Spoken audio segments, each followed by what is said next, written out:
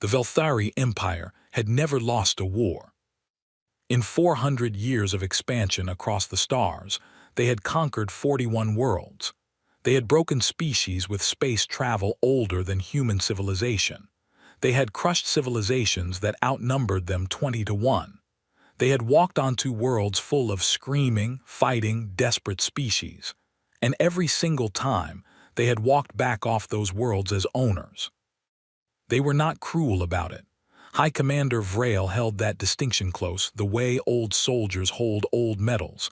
Cruelty was inefficient. The Velthari conquered with math. They measured the target. They applied the correct amount of force. They waited for the species to break. Every species broke. It was not even a question of if. It was only ever a question of how many hours. Vrail sat in his chair aboard the command ship Dominion's Hand and reviewed the intelligence file on the small blue and green planet in the middle of a quiet solar system at the edge of this arm of the galaxy. Earth. The file was thin. That told him everything he needed to know. The humans, that was what they called themselves, humans, were a young species. Their recorded history stretched back 10,000 years, and most of that history was a chaotic, bloody mess of small wars between small tribes that grew into bigger wars between bigger nations. They had only developed basic space travel 70 years ago. They had no faster-than-light technology, no energy weapons, no shielding, no long-range sensors capable of detecting a Velthari fleet at any meaningful distance. Their military forces were split between nearly 200 separate governing bodies that regularly disagreed with each other, competed with each other, and occasionally tried to destroy each other. Divided primitive, brand new. Vrail closed the file. Fleet Commander Dorath, he said. Fleet Commander Dorath stepped forward from the back of the command room. He was young by Velthari standards, only 160 years old, but he had commanded 12 planetary conquest campaigns and won all of them. He was precise, efficient, and hungry, which made him useful. He stood with his hands folded behind his back and waited, because he knew Vrail did not like being interrupted before he finished thinking. "You've reviewed the target," Vrail said. "Yes, sir." "Your assessment?" Dorath did not hesitate. Low-tier conquest. The species has no unified command structure. No single governing body holds authority over all military forces. There are several large military alliances in the Northern Hemisphere, but they are historically competitive with each other and will not coordinate smoothly under pressure. Their weapons technology sits roughly where the Sareth were during our third expansion period. Nuclear capability but no energy weapons, no orbital defense platforms capable of engaging our ships, no FTL interdiction. Their orbital assets are minimal, a crude research station, a network of communication and GPS satellites, and some very old observation equipment. He paused for exactly 1 second. "I estimate full planetary submission within 30 days, 60 at the outside." The resources. Excellent, abundant fresh water, extensive mineral deposits across multiple continents, a breathable atmosphere requiring no modification for Velthari habitation.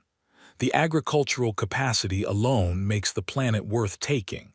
High Command is correct to prioritize it. Vrail nodded slowly. "How many ships?" "I would take 300 to be thorough. We lose nothing by." "Take 200. Vrail's voice was flat, not unkind, just final. "I need the remaining 100 at the Kareth border situation. If 200 ships cannot manage a pre-FTL civilization, then the problem is not the number of ships." Dorath accepted this without expression.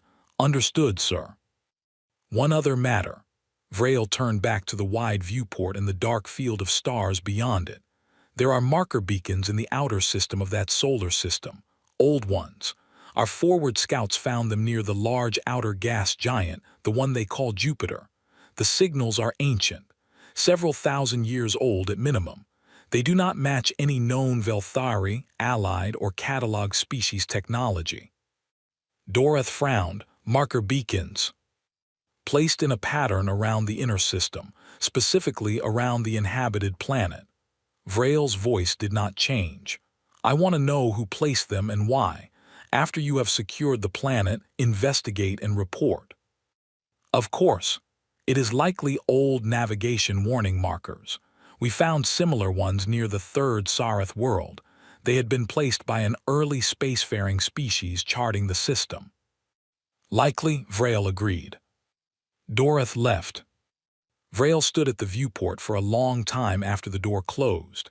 He pulled the beacon data onto his personal display and studied the placement pattern again. The markers formed a rough sphere around the habitable zone of the solar system, not around a hazard, not around a radiation field or an unstable region, around the planet specifically. He thought about that. Then he closed the display and let it go. Doreth would investigate after. There were 41 conquered worlds in the Empire's history, and not one of them had provided a real surprise. The 42nd would not be different. Fleet Commander Doreth's 200 ships dropped out of faster-than-light travel at the edge of the human solar system, on a cold Tuesday in the human month of October. The humans did not know this. Their deepest space monitoring equipment could not have detected the fleet at that range under any circumstances. Their longest-range space probes were old and slow, pushing through the outer dark at speeds that would have been embarrassing for a student pilot in their first year of training. They had ground-based telescopes of impressive size, but the Velthari used passive dampening fields as standard operating procedure on all approach vectors. To any human instrument in any human observatory looking in exactly the right direction, the fleet was simply not there.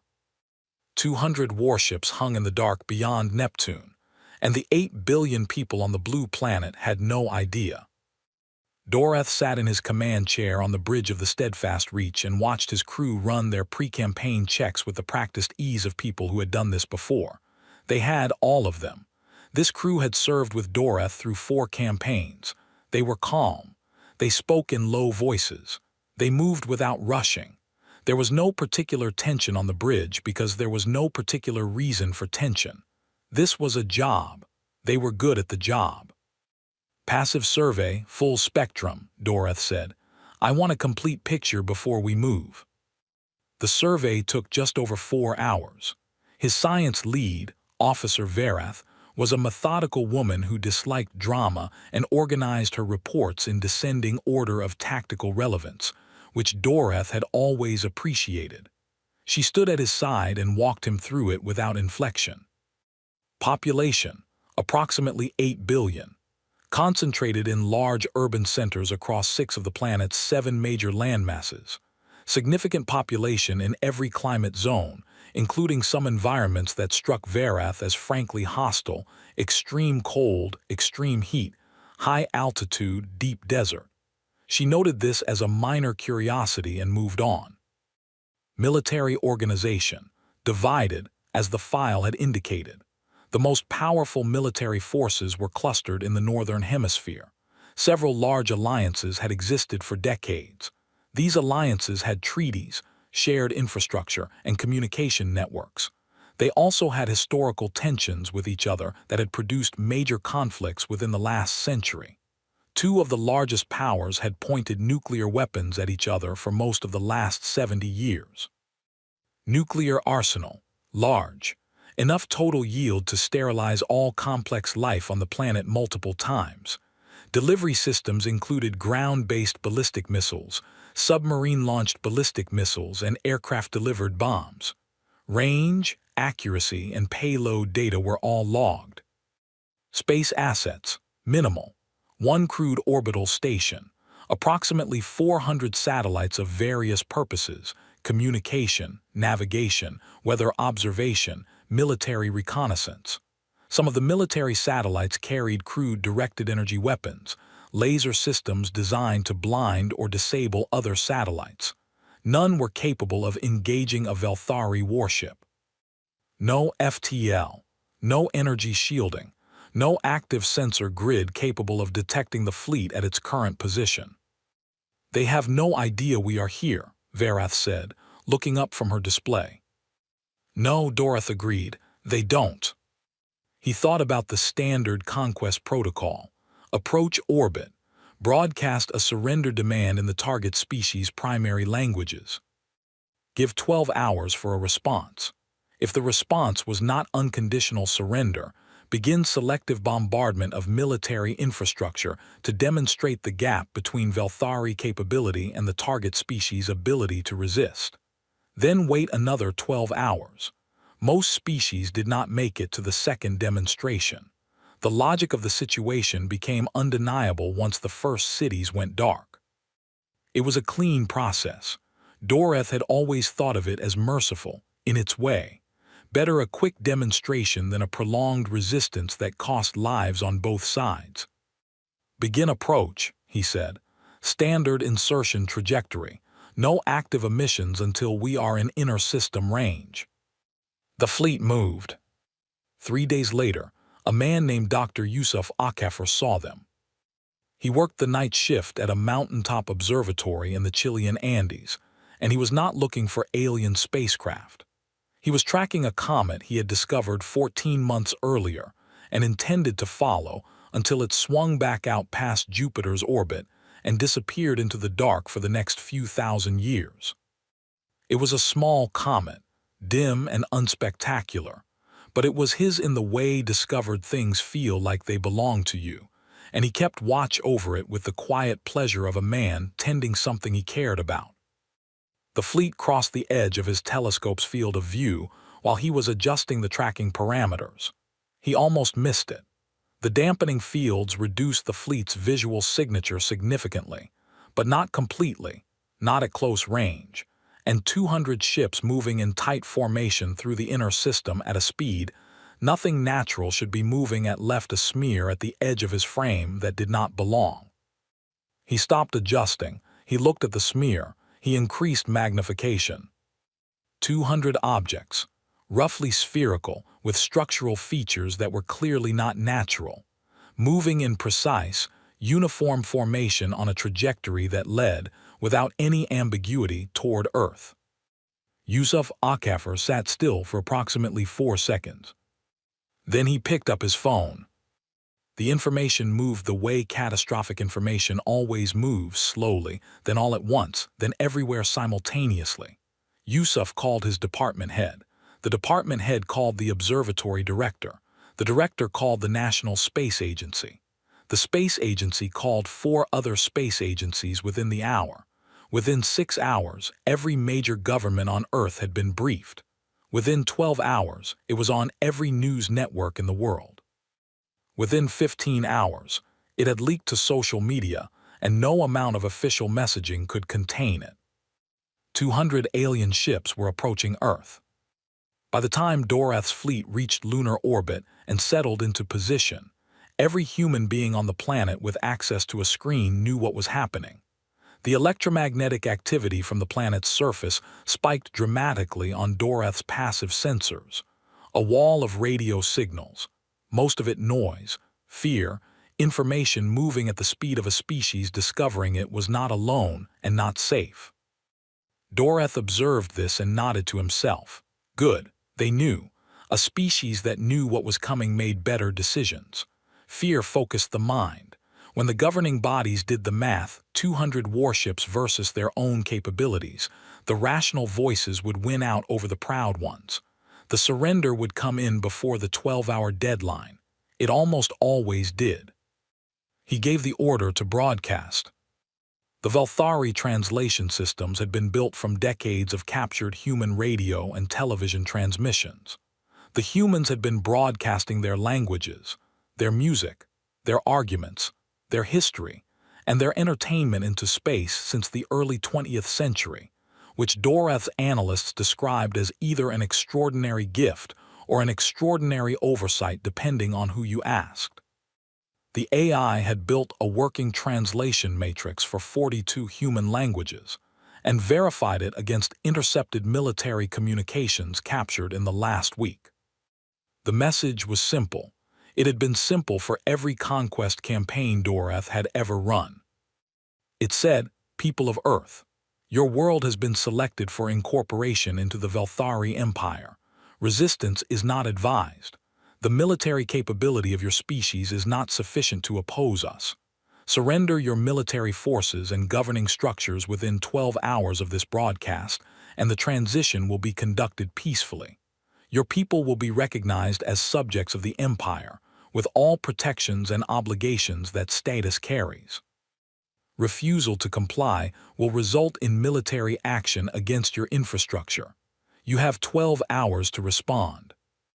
It was broadcast on every human radio frequency simultaneously, in 42 languages, from repeating transmitters on all 200 ships.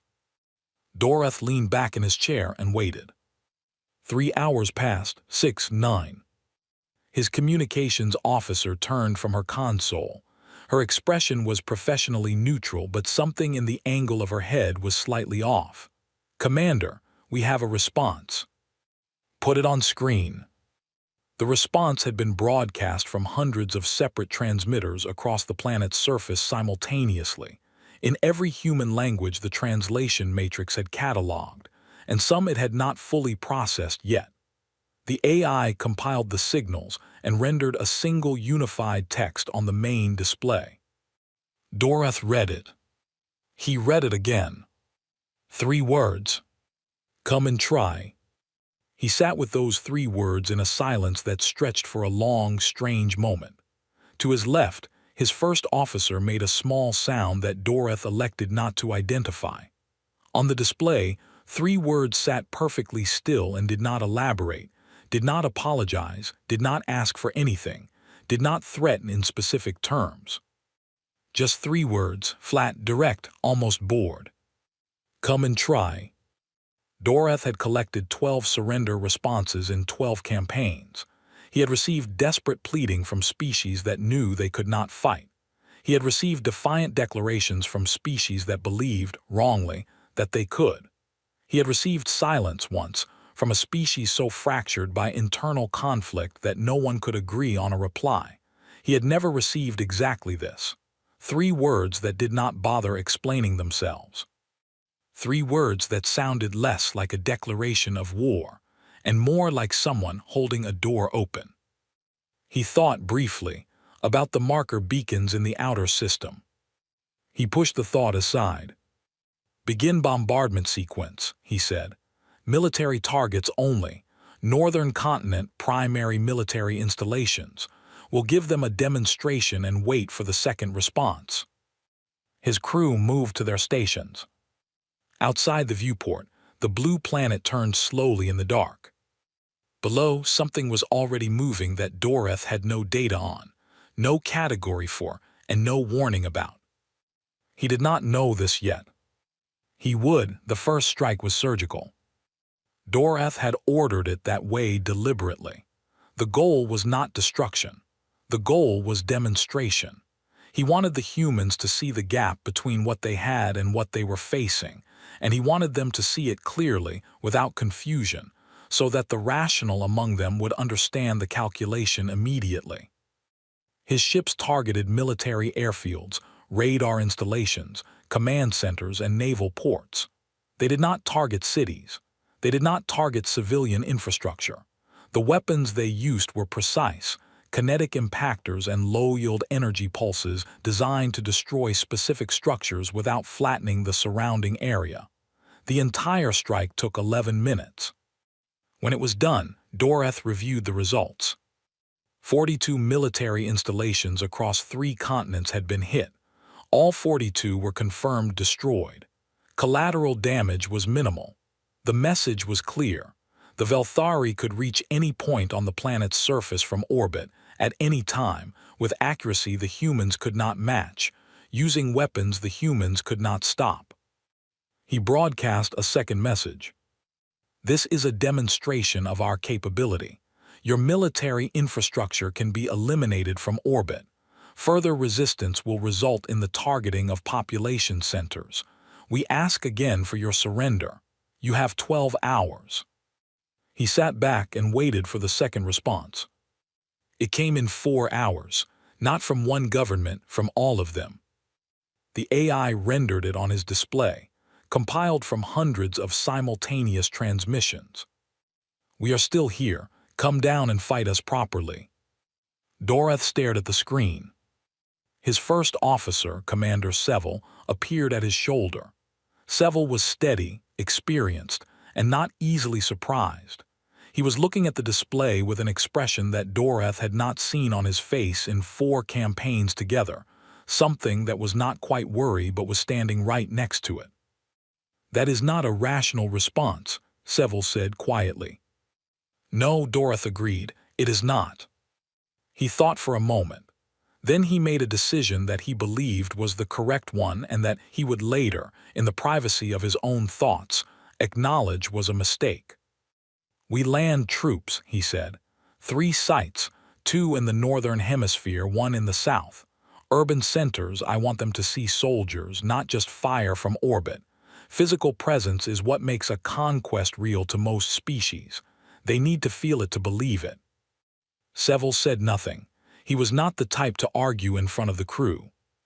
"Prepare the landing contingents," Doreth said. 12,000 troops per site, full armor and equipment. We move at first light local time. The Velthari landing craft came down in 3 cities simultaneously. A major city on the eastern coast of North America, a large city in Central Europe, and a metropolitan center in East Asia. They came down in open spaces, parks, airfields, large public squares. Doreth had read enough human history to know that landing in the middle of a built-up urban area was tactically messy and unnecessary.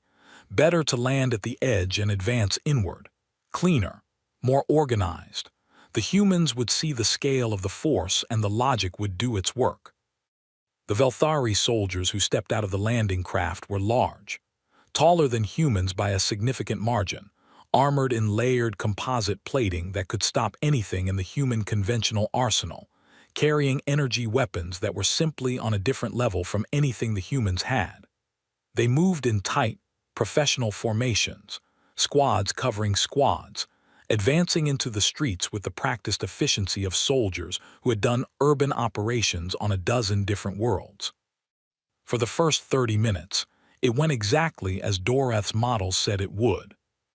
Human civilians fled. The streets emptied ahead of the advancing formations. There was scattered small arms fire from a few positions, which the Velthari armor shrugged off without casualties, and those positions were destroyed quickly. The local military forces in the initial landing zones had been reduced by the orbital strikes and were caught badly off guard by the speed and direction of the advance. 30 minutes, everything going according to projection. Then it stopped going according to projection. The first thing that changed was that the human civilians stopped fleeing. It was not instantaneous. It happened in pieces in different places, and the pattern took time to become clear. A group of people who had been running would stop, look at each other, look at the soldiers, look at the streets around them, and then instead of continuing to run, they would go somewhere specific, not away, into buildings, down into basements and cellars and underground parking structures, into the city's infrastructure, into the spaces below the streets, where Velthari sensor equipment had reduced effectiveness because of the density of the material above. The second thing that changed was the resistance. It did not come from organized military formations holding defensive lines. It came from everywhere and nothing. A squad advancing down a wide commercial street took fire from 3 separate upper-floor positions simultaneously. By the time they identified and neutralized all 3 positions, a 4th had opened up from a direction they had already cleared. The shooters were not soldiers in uniform, or not entirely. Some were not. Some were men and women in ordinary civilian clothing, carrying military weapons, and fighting from positions that military planning would never have designated. The third thing that changed was the terrain. Every building became a problem. Every intersection was potentially controlled. The Velthari had excellent sensor equipment, but the cities were dense and deep and full of signal-scattering material, and the humans seemed to understand this intuitively, moving through the urban space in ways that kept them in the sensor shadows. A squad that entered a large department store to clear it came out the other end without their point element. 3 soldiers simply gone, somewhere in the interior, and nobody had heard energy weapon discharge. What had killed them, and how, was not clear from the remote data. Doreth received the first field reports 3 hours into the ground operation, and felt the first genuine unease of the campaign. Not catastrophic, not yet, but wrong. The shape of it was wrong. He pulled up the casualty numbers. 11 Velthari soldiers dead, 43 wounded, across 3 sites against a species with no energy weapons and no information about Velthari armor specifications. 11 dead in 3 hours of what was supposed to be a demonstration exercise. He called his ground commanders for a direct report. Ground Commander Tesseth, leading the North American site, was a veteran of 6 campaigns. He was calm on the line, but something in his packing was deliberate in a way Doreth recognized as the careful voice of a person choosing their words. "They fight differently from anything in the database," Tesseth said. "We expected organized resistance from military formations or panicked civilian flight. We got neither. They are dispersed. They are mixing civilian and military personnel freely, and they are using the city itself as a weapon. Every building is a defensive position. Every underground system is a supply and movement route. They are not trying to stop our advance in the open. They are pulling us into the close ground where our range advantage doesn't function." "Are they being directed from a central command?" A pause. "I can't confirm centralized command. The individual units communicate and coordinate, but I can't find a unified structure. It is possible each local group is making independent decisions that look like coordination because they have similar training." "Similar training," Doreth repeated. "These are not all professional soldiers." "No, Commander. Many are civilians with weapons, but they are fighting like soldiers." Doreth ended the call and sat with this information. The European site reported similarly. The Asian site reported that 3 blocks near the landing zone had been completely recaptured by human forces using a combination of underground movement, rooftop fire, and what the site commander described as improvised explosive devices of significant yield placed inside the road surface itself. The Velthari armor could withstand direct small arms fire, but a large enough explosion directly underneath a soldier was a different category of problem. They were mining the roads, not with sophisticated military hardware, with homemade devices built from whatever was available, positioned based on a clear understanding of where the Velthari would have to walk. Doreth thought about this for a long time. He had a very complete tactical picture of how the operation was going. He did not yet have a conceptual picture of what he was dealing with. He called for a full intelligence review. He wanted everything available on human military history. What his analysts brought back over the next 8 hours was not reassuring. The humans had been fighting each other for 10,000 years. Not metaphorically, literally, continuously in documented and undocumented form, across every continent on the planet, in every possible terrain type, in every possible climate, at every possible scale from individual combat to engagements involving millions of soldiers across thousands of kilometers. They had fought in jungles and deserts and mountains and frozen tundra and open ocean and underground tunnels. They had developed strategies and tactics for every conceivable environment. They had written entire libraries about the theory of war, centuries of accumulated thinking about how to fight, when to fight, where to fight, and crucially, how to fight when outmatched. That last category was extensive. Humans had a specific, well-developed military tradition around fighting enemies with superior technology, numbers, or position. They called it different things in different languages: guerrilla warfare, asymmetric warfare, insurgency. The core idea was always the same. When you cannot match the enemy in the open, you change the terms of the fight. You pull the enemy into terrain that neutralizes their advantages. You refuse to stand still long enough to be destroyed. You make every step the enemy takes cost something. You accept losses and you do not stop. Dorath read this and felt something cold move through his chest. The 11 dead, the improvised explosives in the road, the civilians fighting alongside soldiers without any clear delineation of who was which, the sensor shadow movement through underground infrastructure. The way the resistance was getting stronger as the hours passed rather than weaker. It was not random. It was not panic. It was a species that had been practicing this specific type of warfare for thousands of years, doing it automatically, without being told, because it was in the bones of their military culture. He sent an urgent communication to High Commander Vrail. Sir, the ground operation is proceeding, but with complications that were not anticipated by our initial intelligence assessment. Human resistance is not breaking down as projected. They are employing dispersed urban combat tactics with a high degree of effectiveness. Casualty numbers are within acceptable parameters but trending upward. I am requesting additional guidance on rules of engagement regarding civilian combatants, as the distinction between civilian and military personnel appears to be effectively non-existent in the human response. I am also requesting a review of our intelligence basis for this operation. He sent it and waited. Then he went back to the casualty reports. 37 dead now. The number had gone up while he was writing the message. He thought about the 3 words they had sent back. Come and try. At the time he had read it as defiance, the kind of bravado that frightened species sometimes use to mask their fear. He was revising that reading now. He did not think they had been frightened. He thought they had been telling him something specific, in the flattest, most direct terms available. Come and try, not we will fight you, not you cannot beat us, not we are not afraid. Come and try. Come here specifically and try this specifically and see what happens. An invitation.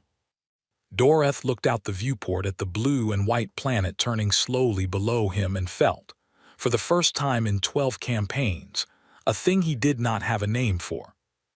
It was not fear, he told himself that firmly. It was just that the situation was requiring a recalibration.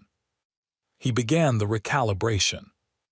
Below him, in 3 cities on 3 continents, 12,000 of his soldiers were learning something that had not been in any of the pre-campaign briefings, something that the intelligence file had been too thin to contain, something that you could only learn the way the Velthari soldiers were learning it right now. The hard way. In the dark of a city that had decided, without a meeting or a vote or a coordinated announcement, to become a weapon. On the 4th day, Dorath stopped sleeping. It was not a decision he made consciously. He simply stopped leaving the command room. His crew brought him food, which he ate without tasting. He drank the Velthari equivalent of strong coffee in quantities his physician would have objected to. He watched the data come in from 3 combat sites on the planet below, and he tried to find the point where the numbers were supposed to start going in the other direction. They were not going in the other direction. 119 Velthari soldiers were dead. 241 were wounded, of whom 63 had wounds severe enough to require evacuation from the combat zone. His ground forces were holding their landing zones and the immediate surrounding area, but any attempt to advance deeper into the urban centers cost significant casualties and gained minimal ground. The humans gave up every block slowly, and they made the Velthari pay for each one, and then they came back at night. Night was proving to be a particular problem. Velthari soldiers had good low-light optical equipment, better than anything the humans had technically, but the humans had something the sensors could not fully account for. They knew their city in complete darkness. They had grown up in these streets. They knew every alley, every basement connection, every way in and out of every building. The city was a body they inhabited, and in the dark they moved through it like blood through veins, silent and purposeful and everywhere. On the morning of the 4th day, A patrol of 8 Velthari soldiers in the North American site entered a block they had cleared the previous evening and simply did not return. No transmissions, no weapon discharge detected, no distress signal. 8 soldiers in full armor with active communications, gone in a block of buildings that had been confirmed clear 12 hours earlier. When Doreth sent a recovery team, they found the soldiers. They had been disabled. How? The forensic analysis was still working out and moved to a location 4 blocks from where they had disappeared. They were alive, stripped of their weapons. Stripped of their weapons. Doreth read that last part twice. Then he put the report down and stood very still for 30 seconds, which was something his crew had never seen him do before. They were taking the weapons. They were studying them. In real time, under combat conditions, they were capturing Velthari technology and taking it apart to understand it. He called an emergency briefing of all his senior staff. The briefing room was quiet in the way that rooms go quiet when everyone present has read the same information and arrived at the same uncertain conclusion, but is waiting to see who says it first. Doreth said it first. It was his job. "We have a problem," he said. "Not a tactical problem, a conceptual problem. We came into this campaign with a model of what this species was, and the model is wrong. I need to understand how it's wrong so we can correct our approach." He brought up the human casualty estimates on the room's main display. The numbers were in the hundreds of thousands. The orbital strikes had been precise but not bloodless, and the ground fighting in 3 major urban centers had been going on for 4 days. The scale of human losses was enormous by any standard. "They are losing significantly more than we are," he said. "Their military casualties are high. Their civilian casualties, because the distinction is increasingly academic, are substantial, and they are not stopping." The room waited. "I want to understand that, not the tactical mechanics of how they fight. I already understand that well enough to be worried. I want to understand the psychological and cultural basis for the behavior. Why is a species that cannot win this fight still fighting it?" He looked at his intelligence lead. "Rikath, you've had 4 days. What have you found?" Intelligence officer Rikath was old and dry and precise, the kind of person who presented bad news without apologizing for it. He stood and pulled up his compiled report. "I've been going through the full historical database," he said. "Everything we've captured from their broadcasts and communication networks over the last several decades. Military history, cultural records, political history. I'll give you the short version first and then the details." "Please." Rikath looked at the room. "This species has been continuously at war with itself for 10,000 years, not intermittently, continuously.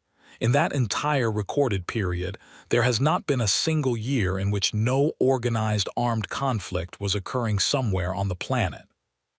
The room took this in. "Furthermore," Rikath continued, "they have fought in every possible terrain type on the planet: Arctic conditions, tropical jungle, open desert, high-altitude mountain environments, urban centers of massive complexity, underground, underwater, and for the last 70 years the near-orbital environment as well. They have developed specialized tactical doctrines for each of these environments. They have standing militaries trained specifically for Arctic warfare, specifically for jungle warfare, specifically for desert warfare, specifically for urban combat. It is not an exaggeration to say that warfighting is one of the things this species is most experienced at across its entire history." "How experienced?" Doreth said. Rikath pulled up a number. "Their documented major military conflicts, what they define as a conflict involving more than 10,000 casualties, number in the hundreds. Their undocumented smaller conflicts number in the thousands. They have fought with spears, with swords, with fire, with gunpowder, with poison gas, with aircraft, with armored vehicles, with submarines, with ballistic missiles, and with nuclear weapons. They developed nuclear weapons and then used them in actual combat. Twice, And then they didn't use them on each other again for 80 years, despite possessing them in enormous quantities, because they understood the consequences of doing so. That last part landed differently than the rest. They showed restraint, Dorothy said slowly. A species with sufficient weapons to destroy itself showed restraint. For 80 years, yes. Not because they lacked the capability. Not because they lacked the will to use them against each other. They came extremely close. Multiple times. But because they performed the calculation, understood the outcome, and chose not to. Rikath paused. This is not a species that is incapable of self-control. It is a species that directs its aggression with considerable precision when it chooses to. The room was very quiet. There is one more thing, Rikath said. His tone had not changed, but something in his face had. In the last 4 days, since the ground invasion began, I have been monitoring their communication networks. Their global political situation prior to our arrival was fractured. Multiple major powers in open diplomatic conflict, historical enemies, nations that have been in a state of military tension with each other for decades. I'm aware of that, Dorothy said. It was part of the reason we expected the conquest to be straightforward. Yes, Rikath pulled up a communications intercept on the display. This is a transmission from 4 days ago, the day our ground forces landed. It is a conversation between a senior military commander in the nation called Russia and his counterpart in the nation called the United States of America. These two nations have been pointing nuclear weapons at each other for 70 years. They have fought proxy wars against each other on multiple continents. They have, in the opinion of several human historians whose work I have read, come closer to mutual destruction than any two other entities in their recorded history. He let that sit for a moment. In this conversation, the Russian commander calls the American admiral by his first name. They spend 4 minutes coordinating troop movement data and then another 6 minutes discussing the most effective way to distribute human munitions across 3 combat zones. Rikath looked up. Then the Russian says, and I quote the translation, "Whatever else, brother, we deal with this first." And the American says, "Agreed." And they return to the tactical coordination. The room sat with this. Dorothy thought about what it meant. Nations that had been each other's most dangerous enemies, that had spent 70 years on the edge of mutual annihilation, dropping that conflict instantly, without negotiation, without a peace agreement, without anything except a shared threat and 4 days of time. How many similar coalitions have formed? He asked. All of them, Rikath said simply. Every major military power on the planet is now sharing tactical data and coordinating responses. Nations that have been in active armed conflict with each other as recently as 3 years ago are cooperating. Nations that have not had diplomatic contact in decades are on the same communication channels. He closed his display. They are unifying, not under a single government, not yet. But operationally in the field at the command level, they are functioning as a single military force. It took them 4 days. Dorothy stood up from his chair and walked to the viewport. Below him, clouds moved slowly over the blue planet. From up here it looked peaceful. From up here it looked like what the file had said it was, a small, young, divided world with limited technology and enormous internal tensions. The file was not wrong, exactly. It just had not understood what any of those things meant in practice. Divided did not mean permanently divided. Limited technology did not mean limited capability. Young did not mean inexperienced at the things that mattered. He sent the message to High Commander Vrail that had been forming in his mind for 2 days. Sir, I need to revise my initial assessment significantly. I believe we have encountered a species that our standard conquest model does not apply to. They are not breaking under pressure. They are consolidating. Historical enemy nations are forming operational coalitions within days of the invasion beginning. Their military culture includes extensive doctrine for exactly this scenario, fighting a technologically superior invader using urban and asymmetric methods. I am not certain that a ground campaign will produce a surrender. I am requesting authorization to escalate orbital strikes, and I am requesting that the intelligence basis for this campaign be reviewed urgently. There is something about this species that is not in the file. He sent it. He did not feel certain that Vrail would receive it in time to matter. 2 days later, a ship appeared at the edge of the solar system. It was not a Velthari ship. It was a vessel belonging to a species called the Meneth, old traders mostly, who moved through this region of the galaxy in long-haul commerce routes. They were not a warlike species. They were not allies of the Velthari, but they were not enemies either. They were, in the Velthari Empire's view, largely irrelevant. The Meneth ship broadcast on the open Velthari military frequency, in clean, precise Velthari language. Doreth took the call himself. The Meneth who spoke was old, ancient even by the look of them, with the particular stillness of someone who had lived long enough to have stopped being surprised by most things. But they were not still now. Their eyes were moving, and their voice had a quality in it that Doreth, in 4 campaigns, had never heard from a Meneth. "Fear, Fleet Commander," the Meneth said, "I need you to hear what I am about to say and take it seriously. We passed through this system on a route we have traveled for 200 years. We saw the marker beacons in the outer system, and we knew immediately what you were doing here. We turned our ship around and we came back at maximum speed to tell you one thing." "Tell me," Doreth said.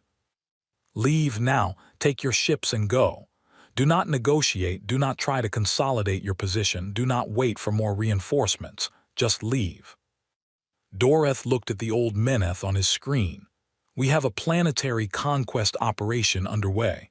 I cannot simply—" "You don't understand what those marker beacons are for," the Meneth said. Their voice was flat and absolutely serious. "They are not navigation warnings. They were placed by the Veil, 3,000 years ago. The Veil surveyed this solar system and they found those humans and they placed the beacons to tell every spacefaring species that came after them. Do not contact, do not interfere, do not antagonize." Doreth felt something cold move through him. The Veil were ancient. Pre-Velthari, pre-Meneth, pre-almost everything.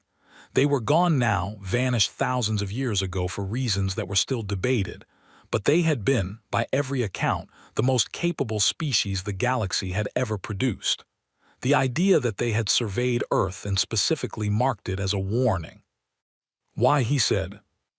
The Meneth's eyes did not move from his. Because the Veil ran the projections. They looked at what those creatures were, what they were doing, what they would become. And they determined that any species that interfered with their development before they reached a certain point of maturity would find themselves in a conflict they could not win. A pause. 3 different species tried before the beacons were placed, before the warning. The Veil documented what happened to them. "What happened to them?" Doreth said. "They don't exist anymore," the Meneth said. "The humans didn't just defeat them, they absorbed them. They took everything those species had, their technology, their tactics, their weapons, and they integrated it and they came back. And when they came back, they were not the same species that had been invaded. They were something more." The old Meneth leaned forward slightly. "The beacons say, this species is still growing. They are still becoming whatever they will eventually be.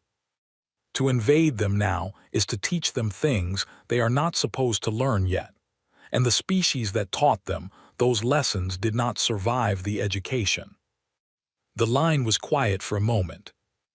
"Leave," the Meneth said again.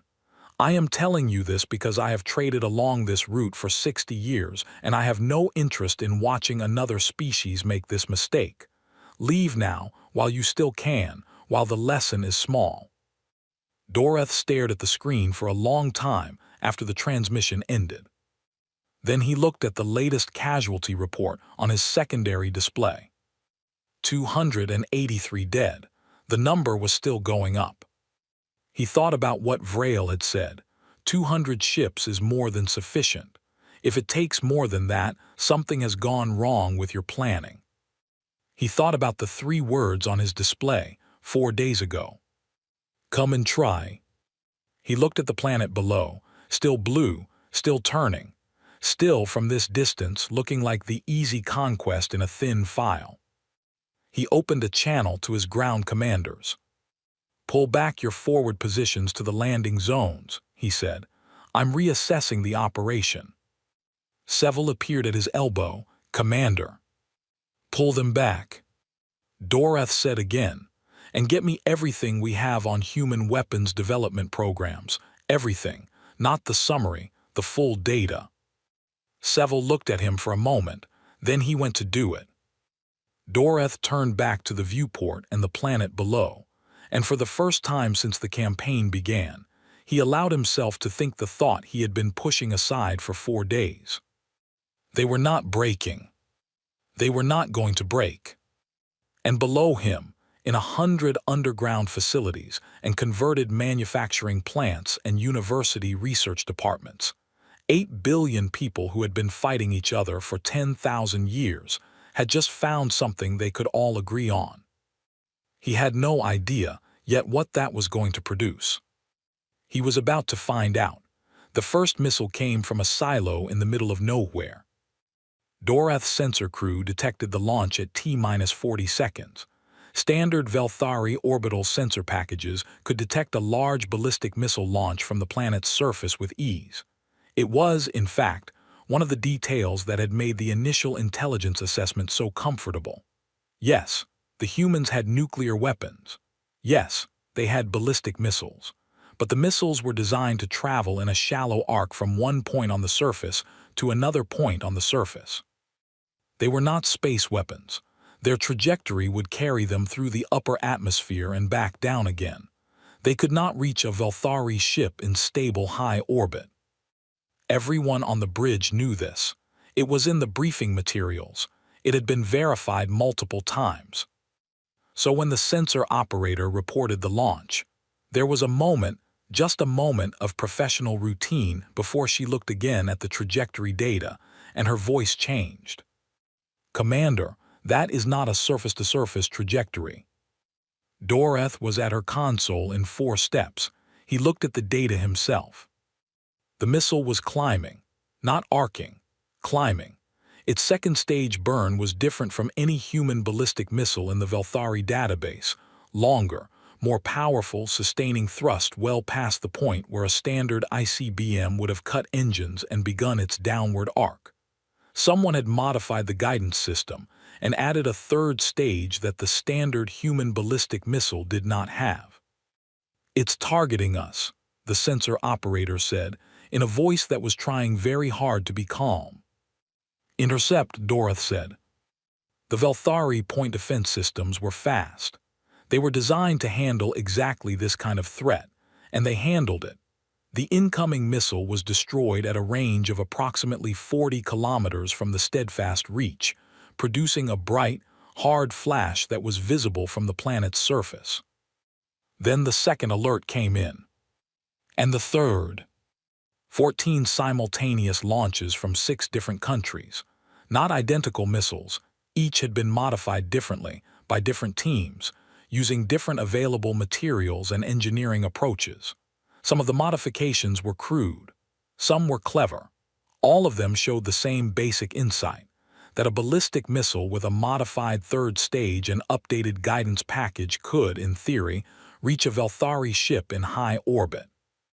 In theory, 7 of them were correct. Dorath's point defense systems handled the incoming fire, but it cost something. It cost time. It cost the crew's attention. It cost the certainty that the engagement space above the planet was exclusively his. It also cost one ship. The Persistent Victory Asterisk, a mid-size escort cruiser positioned at a slightly lower orbital altitude than the rest of the fleet, took a direct hit from a modified missile before its point defense batteries could reacquire and respond. The warhead was nuclear. The yield was, by Velthari standards, modest. But a nuclear detonation at close proximity to a warship was a nuclear detonation at close proximity to a warship, and the Persistent Victory rolled out of formation with a destroyed sensor array, a breached forward section, and 37 casualties. One ship damaged, not destroyed, but damaged. By a species with no orbital weapons. By a species that had taken the orbital weapons problem, sat with it for approximately 1 week, and engineered a partial solution from the technology they already had lying in missile silos across their planet. Dorath stood in the center of his bridge and processed this. "Recall the ground forces," he said. His voice was completely steady. "All of them, all 3 sites, execute emergency extraction, now." "Commander, the ground forces are in contact," Seville started. "I know they are in contact. Execute the extraction anyway. We pull them out under fire if we have to, but we pull them out." He turned to his communications officer. "Get me a full fleet channel." The channel opened. "All ships, adjust orbital altitude to maximum safe range from surface. Point defense systems to full active status. I want missile tracking on every launch site we have data on, and I want predictive targeting on any site we don't." He paused. "They've modified their surface-to-surface missiles for orbital engagement. We don't know how many they have that are modified and how many are not. Treat every launch as a potential orbital threat until proven otherwise." He closed the channel. Seville was standing at his side, not speaking, which was how Seville communicated that he had something to say and was waiting for the right moment. "Say it," Dorath told him. "We are at day 9, Seville said carefully. "Our original projection was 30 days for full submission. We are at day 9 and we are pulling our ground forces back." "I know where we are." "The High Commander will ask." "I know what the High Commander will ask. I'll answer it when he asks it." Dorath turned back to the tactical display. "Right now, I need to know what else they are going to do that is not in the database." What else they were going to do that was not in the database turned out to be the question that kept him occupied for the next 72 hours, during which he did not sleep at all, even by the relaxed definition he had been operating on since day 4. The extraction of the ground forces was not clean. At all 3 sites, the Velthari landing craft came under sustained fire during the withdrawal. The humans had clearly anticipated or planned for the possibility of a ground force extraction and had positioned assets to make it as costly as possible. Anti-air systems that had not been active for the first week of the operation came online during the extraction window. 3 landing craft were damaged. 1 was destroyed before it cleared the atmosphere, killing the crew and the 40 soldiers aboard. It was not a rout. Dorath was precise about this in his own mind. It was a costly tactical withdrawal, not a rout. But his soldiers were coming back with captured Velthari equipment in human hands, still visible on the cameras, as the landing craft lifted off. And the humans on the ground were cheering. He could hear it faintly on the open frequency his crew used to monitor human communications. Millions of voices on 3 different continents, in 3 different languages, all producing the same sound. They were cheering because they thought they had won something. Dorath, looking at his casualty numbers, thought they might be right. He had his fleet at high orbital altitude and his ground forces recovered. He was still operating from a position of overwhelming superiority, 200 ships, versus a planet with no space combat capability except those modified missiles. He could still win this. He ran the numbers continuously, looking for the clean path to victory that he knew should exist. The path kept getting complicated. Modified missiles were part of it. In the 10 days since the invasion began, the humans had not merely built the modified missiles they had already launched. They had built more. His sensor sweeps of the planet's surface showed increased activity at manufacturing facilities, at research institutions, at military bases. They were building things, modifying things, working at a pace that his analysts described with some difficulty as simply incomprehensible given the scale of what they were attempting. "How are they doing this?" he asked Verath during one of the briefings. "Their industrial capacity is significant but not extraordinary. The engineering challenges involved in modifying a ballistic missile for orbital engagement are substantial. Even with existing knowledge of the basic principles, the practical implementation. They are sharing data, Verath said, across every national boundary they have. Every engineering team working on the problem is transmitting its results to every other engineering team on the planet in real time. They are effectively running a planetary-scale research collaboration with no coordination lag. She paused. Also, and this is the part that I find difficult to present without it sounding alarming, they have the Velthari weapons. Doreth looked at her. The weapons captured from our soldiers on the ground, she said. There are approximately 400 Velthari personal and squad-level weapons currently in human possession. They have had them for between 3 and 9 days depending on when each was captured. She pulled up the relevant data. Our energy weapon technology is significantly more advanced than their own. In theory, it should take months to reverse engineer, even for a technically sophisticated species. She looked at him steadily. They have been broadcasting partial technical analyses of our weapons on open research networks for the last 4 days. They have shared their initial findings with every research institution on the planet. They are working on reverse engineering our weapons the same way they are working on modifying their missiles. They're not going to get anywhere in 9 days, Seville said. He sounded like he was hoping this was true. Probably not, Verath agreed. But in 30 days, 60, she closed her display. I cannot give you a confident projection for how long it takes them to produce a functional copy of a Velthari energy weapon. I don't have a baseline for this species. I can only tell you that the rate at which they are sharing and synthesizing data is faster than anything in our records. Doreth looked at the planet below. He thought about what the old Menath trader had said. They absorbed them. They took everything those species had, their technology, their tactics, their weapons, and they integrated it. He had assumed this was an exaggeration, the hyperbole of a frightened species, an old story told to make monsters bigger than they were. He was reassessing that assumption with some urgency.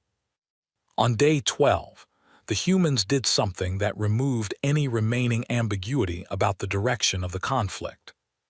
They launched people at his ships. Not missiles, not weapons, people. 3 repurposed orbital vehicles, stripped of all unnecessary mass, packed with compressed reaction fuel, and aimed at 3 different Velthari ships at the edge of the fleet's formation. The vehicles had no weapons. They were moving at extreme velocity on a direct intercept course.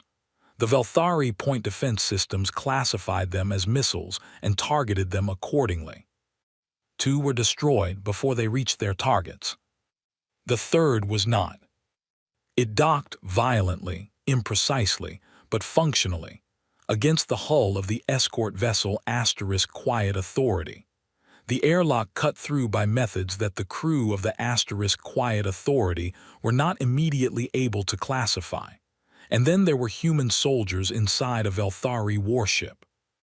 What followed was 6 hours of the most chaotic internal security engagement that Doreth had ever seen reported in a field action. The humans numbered 23. The * Quiet Authority had a crew of 480. The humans were smaller, had inferior personal weapons, and had no knowledge of the ship's layout. They took 22 hours to subdue, not 6. They took the ship's communication array apart as they went. They did not destroy it. They documented it. They took images and recordings of every system they could reach: propulsion, navigation, weapons, communications, transmitted the data back to the surface. And then, when their ammunition was exhausted and their position was fully surrounded, surrendered with what the * Quiet Authority *S commander described, in his incident report, as an air of complete satisfaction. 23 humans, in a foreign warship, with no knowledge of the layout, against 480 crew. 22 hours. And when it was over, somewhere on the planet below, 10,000 engineers had new data to work with. Doreth read the * Quiet Authority, incident report, and set it down very carefully on his console. He wrote his message to Vrail. It was the most difficult communication he had ever sent in his career, because it required him to say a thing he had not said in 12 campaigns. He wrote it plainly, without trying to soften it, because Vrail had no patience for softening. High Commander, I need to give you an honest assessment. We are not losing, but we are no longer winning. The humans are not behaving as a species under conquest. They are behaving as a species under education. Every engagement is teaching them something they retain and apply to the next engagement. They have modified their ballistic missiles for orbital targeting. They are actively reverse engineering our weapons technology on a planetary scale. They have executed a successful boarding action against one of our vessels and extracted technical data before being contained. The casualty ratio remains in our favor, but the trend line is moving against us, and it is moving faster than I can account for. He paused with his fingers over the keypad. Then he added one more line. I believe the Meneth trader was correct. I believe we need to reconsider the strategic basis of this operation. He sent it. Then he looked at the tactical display, at 200 ships arranged in high orbit over a planet that should have surrendered 2 weeks ago. Below him, a species that had been fighting for 10,000 years had been at war with an interstellar empire for 12 days. In those 12 days, they had forced a ground force withdrawal, damaged one of his ships with improvised orbital weapons, seized technical data from a second, and were currently manufacturing modified weapons at a speed his projections could not comfortably contain. They were learning. Every day they were learning. He thought about the Meneth's words one more time. To invade them now is to teach them things they are not supposed to learn yet. He looked at the orbital mechanics display, at the vector calculations, at the fleet positions. He thought about what it would mean to order a full withdrawal and go back to Vrail with no conquest, no territory, nothing but a thin file and a 12-day operation that had cost over 300 soldiers and 1 damaged ship. He thought about what it would mean to stay. He was still thinking about it when the new alert came in. His sensor officer's voice was controlled, precise, and had the quality in it that experienced officers develop specifically for delivering information that is worse than expected. Commander, we are detecting energy weapon discharge from the planet's surface, multiple sites. Doreth's head came up. Human energy weapons, his science officer confirmed a moment later, her voice carrying the same careful quality. Not identical to Velthari spec, but the basic emission profile is consistent with our technology. They have functional prototypes. 12 days. In 12 days, from zero knowledge of Velthari technology, with 23 soldiers' worth of stolen data and the partial documentation from the Asterisk Quiet Authority boarding, 12 days. Doreth stared at his display. 12 days. He picked up the command channel. It was time to make a decision. Vrail's response came in on day 14. It arrived as a text communication, which was unusual. Vrail typically used video for command-level messages. The fact that he used text told Doreth something about the content before he read a single word. It said, "Hold your position. Do not withdraw. The political cost of withdrawing from an active conquest operation is unacceptable at this time. Continue orbital pressure. Neutralize their weapons development capacity from orbit if necessary. You have authority to expand target parameters." Doreth read it. He read it again. Expand target parameters meant civilian targets, industrial centers, power grids, the infrastructure that was feeding the weapons development effort, which was, at this point, woven throughout the civilian population so thoroughly that there was no clean way to hit one without hitting the other. Vrail was not saying this directly. He did not need to. The phrasing was precise enough that a career officer could understand it without having it spelled out. Doreth sat with the message for a long time. He thought about the 12 campaigns, the clean mathematics of superior force meeting inferior resistance, the species that broke always because the math was real and the math was always in the Velthari's favor. He had been proud of those campaigns, not in a showy way, not the way young officers were proud loudly for other people to notice, but quietly proud the way you are proud of work that is done correctly, efficient, professional, without unnecessary cruelty. He thought about expanding target parameters over a planet of 8 billion people. Then he set Vrail's message aside and pulled up the tactical display. Because the decision had actually been made already, somewhere in the last 14 days, and all that remained was to act on it. The humans launched their counterattack on the morning of day 15. Not a single action, not one decisive strike from one direction. A coordinated, simultaneous operation across every axis available to them, timed and organized with a precision that Doreth had not believed possible for a species 14 days into its first interstellar conflict. It began in orbit. 47 modified ballistic missiles launched in a precisely timed wave, designed specifically to overwhelm the point defense systems of 3 ships simultaneously. Not to destroy the ships, to hold their point defense systems busy. While the point defense systems were busy, 3 more orbital vehicles launched from separate locations on the surface, not aimed at ships with active point defense, aimed at ships that were occupied dealing with the missile wave. 2 of the vehicles reached their targets. The boarders who came out of them were different from the first group, better equipped, moving with a confidence and tactical discipline that 23 people crashing into an unknown warship had not shown. The data from the Asterisk Quiet Authority boarding had been used. The ship layout, the crew procedures, the internal security protocols, all of it had been studied and planned against. These teams moved through the ships they boarded with purpose. They were not trying to take the ships, they were trying to take the engines. Doreth understood this about 40 minutes into the engagement, when one of his engineering officers reported that the boarding team on the Asterisk Iron Patience had reached the engine room and was actively working on the primary drive systems. They were not destroying the engines. They were documenting them, recording everything. In the middle of an active boarding engagement, with Velthari security forces converging on their position, the human boarding team had split, half holding security off while the other half worked with extraordinary calm, transmitting data in compressed bursts to the planet's surface. They got 17 minutes in the engine room before they were overwhelmed. 17 minutes was enough for 700 researchers on the surface to start working on drive system analysis. That was not the worst part of day 15.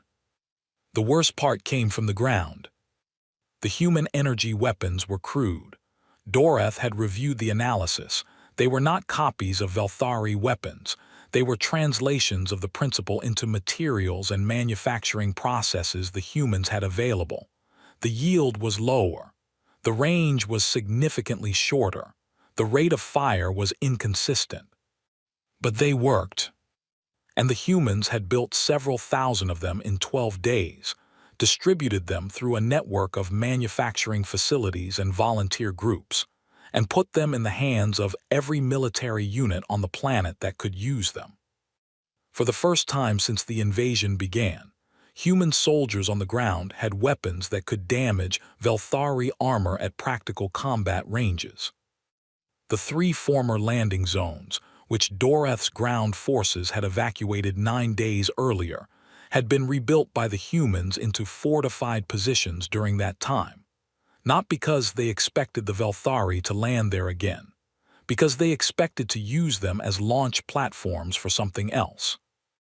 At exactly the same moment the orbital boarding operations began, every anti-air system the humans had pointed upward, every modified missile still in the inventory launched, every energy weapon that could reach low orbit fired. It was not a coordinated strike in the Velthari sense. It was not clean, not fully synchronized, not optimally targeted. It was every human military asset on the planet doing something aggressive toward the ships above them at the same time. A wall of fire going up with no perfect plan behind it, except the plan to make Dorath's fleet pay attention to everything simultaneously. And it worked, because Dorath's fleet could not be everywhere at once. The ship Dauntless Measure took 2 near-simultaneous nuclear missile impacts in a focused salvo aimed specifically at its lower sensor array. The array was destroyed. The ship was blind below it and had to reposition, breaking formation. The gap in the formation lasted 11 seconds. In those 11 seconds, a coordinated swarm of everything the humans could put in the air passed through it. Conventional aircraft loaded with every bomb in their inventory, aimed at the underbelly of the nearest ship to the formation gap. The aircraft did not survive. They never made it back to the surface. The ship they hit survived, barely. Dorath looked at his damage reports and made the decision. All ships, formation Alpha 3, we are withdrawing to safe range. His voice was steady. Signal the Dauntless Measure to hold position until it can regroup and we will form up around it. Seville looked at him. I know, Dorath said. Signal High Commander Vrail. Tell him I am executing a tactical repositioning. He will not. Tell him. The repositioning bought time. It did not change the situation. Over the following 6 days, the humans did not stop. They worked with the driven, exhausted, relentless energy of a species that had decided, somewhere in the first week of the invasion, that sleeping was something to do after. The data from the engine room of the Iron patients produced the first functional prototype of a drive system based on Velthari principles, built by humans from human materials, in 4 days. It was inefficient, and had a power consumption problem that its builders had not fully solved, but it ran. They put it on a test vehicle and launched it into orbit, where it functioned for 6 hours before the power system failed. 6 hours. On day 20, Vrail arrived. He came in his command ship, the Dominion's Hand with 15 additional warships, and his communication to Dorath was brief and direct. I am taking personal command of this operation. Present your full situation report. Dorath presented his full situation report. He presented it without edits, without framing, without any attempt to make the numbers look better than they were. 394 Velthari soldiers dead, 2 ships significantly damaged, 1 ship that had been partially boarded twice, a ground operation that had been completely withdrawn, a species that had gone from 0 orbital capability to functional, if crude, prototype FTL drive in 20 days. A planet now armed with several thousand energy weapons of Velthari design. Vrail listened to the entire report without speaking. Then he said, "Show me the weapons development projections." Dorath showed him the weapons development projections. They were not comforting projections. Vrail looked at them for a long time. He was old, over 400 years old, with 41 conquered worlds and a career built on the precision application of overwhelming force. He had fought wars that spanned decades in species that had resisted far longer than the humans had. He was not easily moved. But Dorath, who had served under him for 30 years, recognized what was on his face now. It was not fear. It was something colder and more analytical than fear. It was the expression of a commander looking at a projected timeline and doing math that did not end well.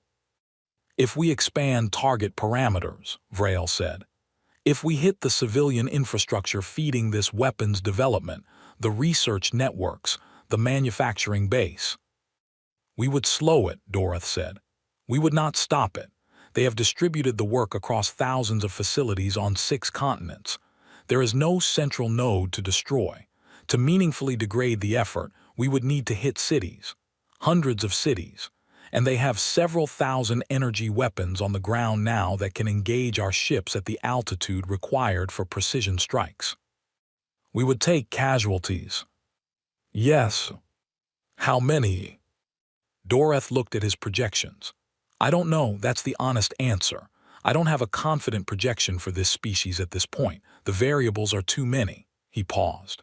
What I can tell you is that at current rate of development, they will have functional orbital energy weapons within 40 days. Within 90 days, they will have something approaching drive technology. Within 6 months, I cannot rule out that they will be capable of following us. Vrail was quiet for a very long time. On the display between them, the blue planet turned in the dark. Below its clouds, something was building, something that had not existed 20 days ago. The Meneth trader was correct, Vrail said finally, not a question. Yes, sir. We taught them. Yes. Vrail stood up. He walked to the viewport. And he stood there the way old men stand when they are making a decision they know they will not be able to take back. Order the full withdrawal, he said. All ships, we leave this system. Sir. We leave. His voice was flat, final. And we tell no one what happened here. This operation does not get recorded in the conquest ledger. It does not become doctrine. It does not get studied. He turned. Do you understand me? I understand you. Doreth gave the orders. The Velthari fleet left the solar system on day 22. They did not announce their departure. They simply went 200 ships plus Vrail's 15, pulling out of high orbit and accelerating toward the jump point at the edge of the system. By the time the humans' tracking systems confirmed the movement was a withdrawal and not a repositioning, the fleet was already beyond the outer planets. On the planet below, it took approximately 4 hours for the confirmation to spread, then approximately 4 minutes for the sound to start. There were many different languages in it, many different words for the same thing. The underlying sound was the same across all of them. 3 days after the withdrawal, a signal was broadcast from Earth.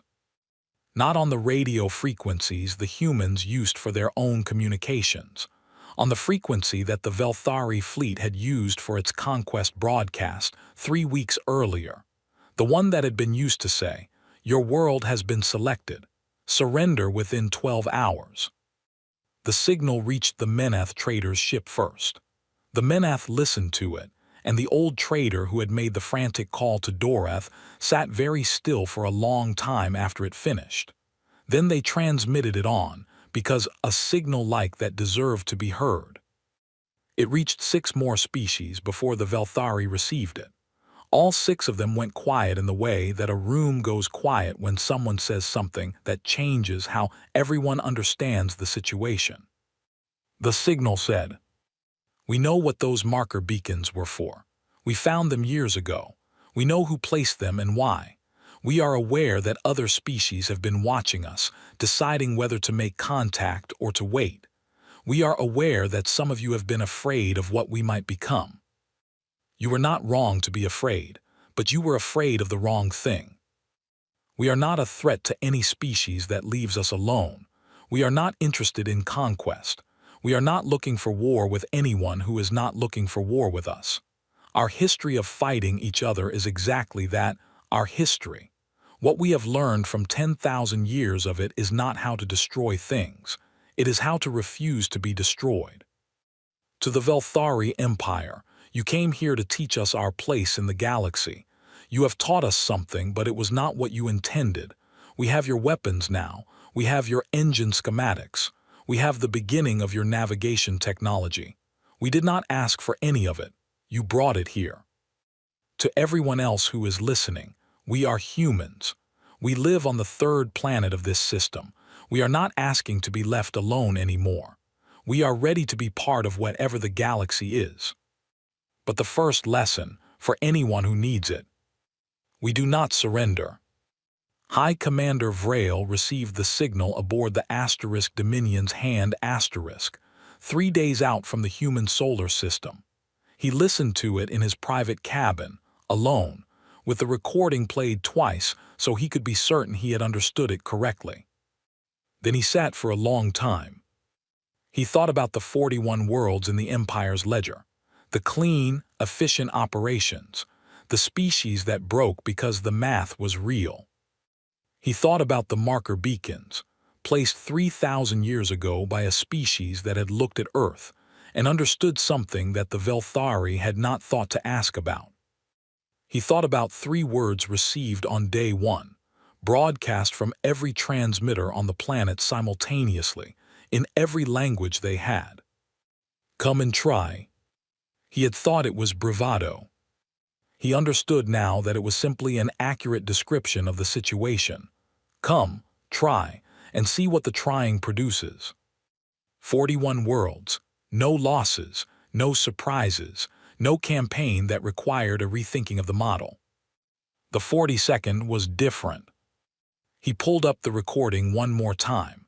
He listened to it all the way through.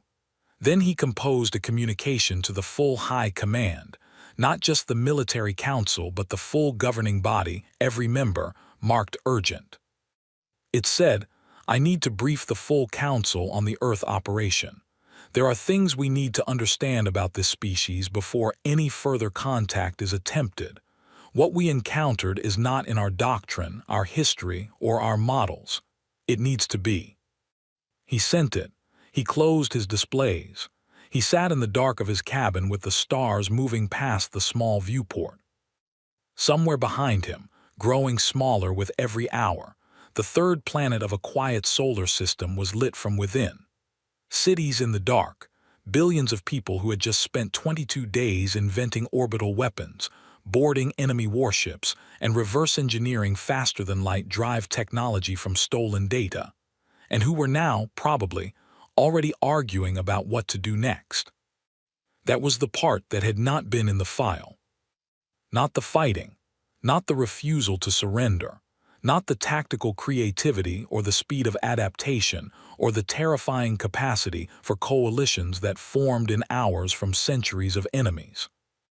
It was this: when it was over, they would not stop. They never stopped.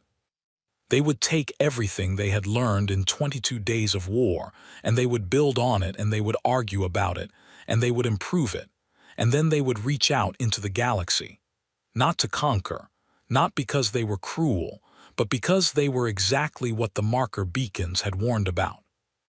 A species still growing, still becoming, and now awake and looking up, and knowing the galaxy was there. Vrail sat in the dark for a long time. The stars did not answer him. They never did.